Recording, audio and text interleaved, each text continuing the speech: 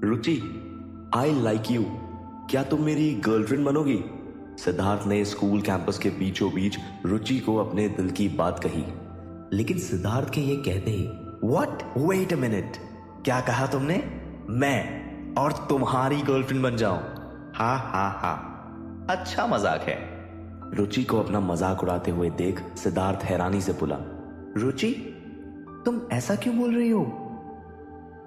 मैं और तुम तो हमेशा साथ रहते हैं, तुम मेरे बगैर तो कहीं जाती तक नहीं। मैं सच में तुम्हें बहुत पसंद करता हूं, मुझे एक मौका दे दो अपने प्यार को साबित करने का। इस पर रुचि, जो अभी तक हंस रही होती है, वो गुस्से से बोली, ओ प्लीज, मौका उन्हें दिया जाता है जो मौका देने लायक होते हैं।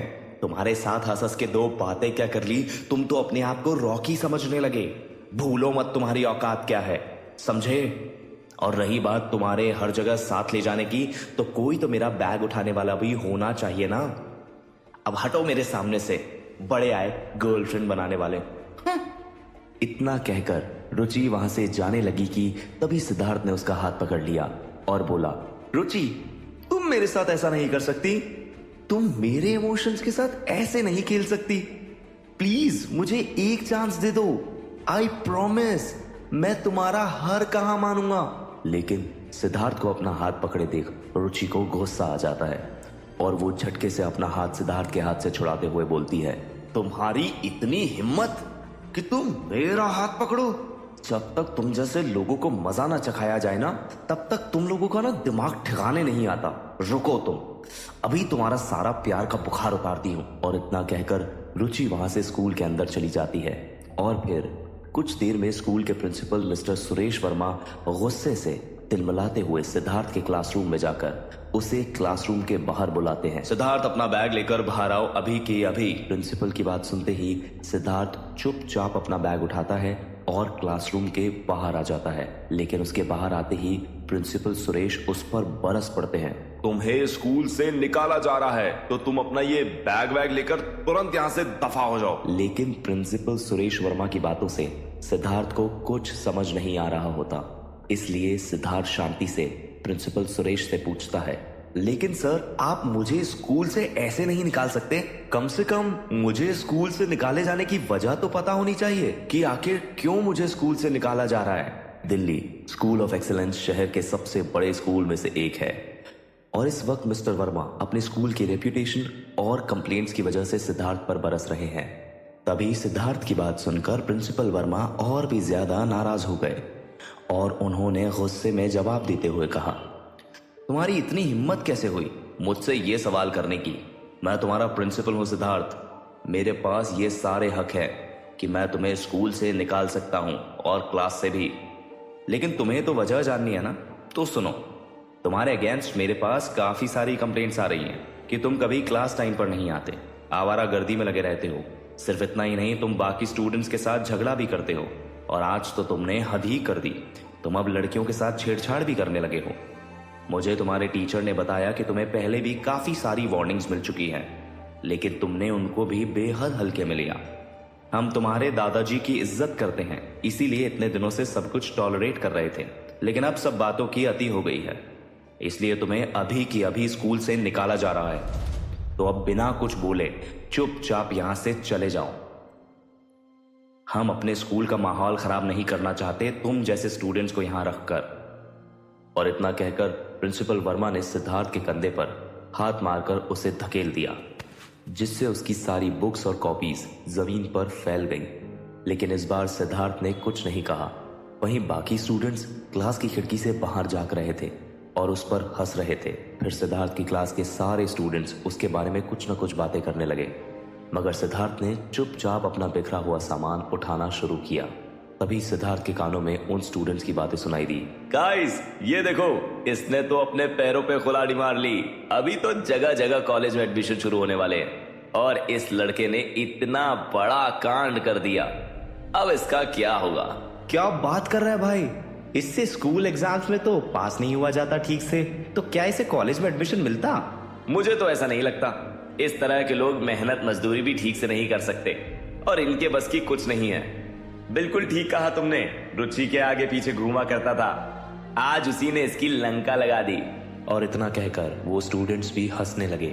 इतनी बेइज्जती और खरी खोटी सुनने के बाद भी सिद्धार्थ ने किसी से कुछ नहीं कहा और सब लोगों की बातों को अनसुना कर दिया। मगर इन बातों ने उसके अंदर के गुस्से और उदासी को और भी ज्यादा बढ़ा दिया था। सिद्धार्थ की आंखों से लगातार आंसू बहे जा रहे थे और वो बार बार गुस्से में रगड़ते हुए अपने आंसू पोंछता जाता। लेकिन उसने चुपचाप कांपते हुए हाथों से अपनी किताबें उठाई और वो बिना पीछे मुड़े चुपचाप स्कूल से बाहर आ गया। बाहर आसमान में घने काले बादल छाए हैं, जैसे वो भी सिद्धार्थ की काली जिंदगी को बयां कर रहे हो। तभी अचानक बादल गरजने लगते हैं, जैसे वो सिद्धार्थ के अंदर उठते दर्द का प्रतीक हो। तभी बारिश की तेज धार गिरने लगती है, मानो सिद्धार्थ के साथ साथ आज आसमान भी रो रहा हो। मगर सिद्धार्थ के ऊपर इनमें से किसी चीज का कोई असर नहीं पड़ रहा था। उसे ऐसा लग रहा था जैसे किसी ने उसे अंधेरे कुएं में फेंक दिया हो, जहां रोशनी का कोई नामो निशान नहीं है।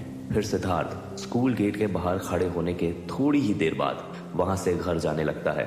उसका चेहरा पीला पड़ चुका है। उसे समझ में नहीं आ रहा है कि आखिर उसी के स्कूल के प्रिंसिपल उसे स्कूल से कैसे निकाल सकते हैं, और वह भी अब जब कॉलेज में एडमिशन शुरू होने वाले। उसकी तो असल जिंदगी अभी शुरू ही होने वाली थी, पर शुरू होने से पहले ही सिद्धार्थ को अपनी जिंदगी खत्म होती नजर आ रही थी। आज उसकी एक बेहतर फ्यूचर को लेकर सारी उम्मीदें मिट्टी में मिल गई। अभी सिद्धार्थ स्कूल के गेट से थोड़ा आगे ही पहुंचा होता है कि तभी अचानक से एक ब्लैक फरारी कार उसके पास आकर रुकती है और उसकी स्पीड की वजह से सड़क पर बने हुए गड्ढे का सारा गंदा पानी और कीचड़ सिद्धार्थ के ऊपर आकर गिर जाता है। सिद्धार्थ अपने चेहरे को साफ करने लगता है कि तभी कार के अंदर एक यंग कपल निकलकर बाहर आता है। वह लड़का काफी लंबा और हैंडसम है, लेकिन लड़की के हेवी मेकअप की वजह से उसके चेहरे और फीचर्स को समझ पाना मुश्किल है। वह दोनों कार से उतरते हैं और फिर एक दूसरे का हाथ पकड़कर उसकी तरफ आते हैं। तभी उस लड़के ने अपनी जेब से पैसों की गड्डी निकाली और सिद्धार्थ के मुंह पे फेंकते हुए कहा, ये ले रख और मेरी बंदी से दूर रह। अगर आज के बाद तू इसके आसपास भी दिखाई दिया ना तो तू सोच भी नहीं सकता कि मैं तेरा क्या हाल करूंगा। और इतना कहकर वो लड़का उस नोटों की गड्डी को सिद्धार्थ के मुंह पर दे मारता है, जिसे देख सिद्धार्थ को हैरानी होती है, लेकिन वहीं उसे गुस्सा भी आ रहा होता है। तभी उस लड़के के ऐसा करते ही 7-8 आदमियों का एक गैंग अचानक से वहां आकर सिद्धार्थ को चारों तरफ से घेर कर खड़ा हो गया है। उन लोगों के हाथ में आयरन रॉड और चाकू है। उन सबके चेहरे को देखकर ऐसा लग रहा था जैसे वह आज सिद्धार्थ की जान ही ले लेंगे। मगर इस सब के बावजूद सिद्धार्थ बिल्कुल भी नहीं डरा, बल्कि उसके अंदर का गुस्सा और भी ज्यादा भड़क गया और बारिश ने उसके आंसुओं को छुपा लिया। तभी सिद्धार्थ रुचि से बोला, रुचि ये सब क्या है? ये लड़के कौन है? क्या तुम सब कुछ भूल चुकी हो? माना कि तुम मुझे उस तरह पसंद नहीं करती, लेकिन क्या तुम ये भी भूल गई कि हम दोस्त थे? ये सब कुछ भूल गई, क्या लगा रखा है? और किस बात की दोस्ती? तेरे जैसे दसियों मेरे आगे पीछे घूमते हैं, तो अपनी औकात देखकर प्यार करना आगे से, समझे? और आज के बाद मुझे कांटेक्ट करने की कोई जरूरत नहीं है। सिद्धार्थ को लगता था कि रुचि उसकी सबसे अच्छी दोस्त है, लेकिन रुचि तो उसे इसलिए साथ रखती थी क्योंकि वो हैंडसम था। तभी सिद्धार्थ रुचि की बातें सुनकर हैरानी से उसे देखने लगा। उसे तो यकीन ही नहीं हो रहा था कि उसके सामने खड़ी यह लड़की वही है जिस पर वो अपनी जान छिड़कता था। आखिरकार सिद्धार्थ ने अपने आप को संभाला और उस लड़के रॉकी मल्होत्रा की तरफ देखकर कहा, अपने पैसे अपने पास रखो, मुझे इनकी कोई जरूरत नहीं है। और खबरदार, जो अपने मुंह से कुछ भी निकाला तो मुझे तुम जैसे लोगों के मुंह ही नहीं लगना। लेकिन सिद्धार्थ की यह बात सुनकर रॉकी जोर जोर से हंसने लगा और उसने सिद्धार्थ को देखकर कहा, क्या कहा? जरा इस भीगी बिल्ली की अकड़ तो देखो। मैं तो तुम्हें नीचा दिखाना चाहता हूं, मुझे तो इसमें बड़ा मजा आ रहा है।